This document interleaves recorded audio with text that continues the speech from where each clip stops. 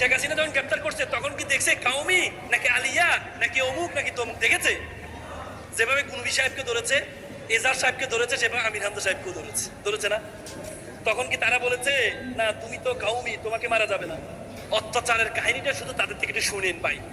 আমি শুনছি সরাসরি, আমি শুনেছি চোখের পানি। আজকে আমির হামজা সাহেব আগে কিন্তু এরকম উল্টাপাল্টা কথা বলতো না, বলতো, কিন্তু তাকে যে পরিমাণ অত্যাচার করা হয়েছে আমি তার আইনজীবী হিসেবে আমি জানি তার শরীরের 80% কিচ্ছু রাখে নাই, তার মাথায় কাজ করছে না তো।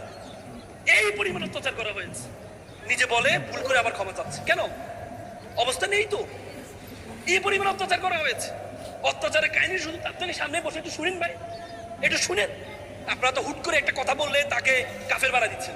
একটু শুনেন কতটুকু অত্যাচার পাইছেন আপনি, কতটুকু অত্যাচার আপনি এর মধ্যে সহ্য করেছেন। আলেম হচ্ছে আমাদের রত্ন, এরা সবাই। এদেরকে আমরা যদি সমালোচনা করি তাহলে একসময়, আমি আবারও বলছি, দ্বিতীয় হাসিনার জন্য আপনাদের অপেক্ষা করতে হবে। আগুন লাগছে, যে যে দিক থেকে পারে আগুন নিভাতে হবে। ডানে যাবেন নাকি বামে যাবেন, পিছন থেকে আসবেন নাকি উপর থেকে আসবেন, এই নিয়ে দ্বন্দ্ব করেন না। পৃথিবী এত দেশের মধ্যে আমাদের ছেলেরা কোরআনে ফার্স্ট হয়, তেলাওয়াতে ফার্স্ট হয় না? হয় না? টানা ফার্স্ট হয়। তার মানে কোরআনের তেলাওয়াতে যদি ফার্স্ট হয় তাহলে গবেষণায় আমাদের ছেলেদের থেকে মেধাবী কেউ হতে পারে না।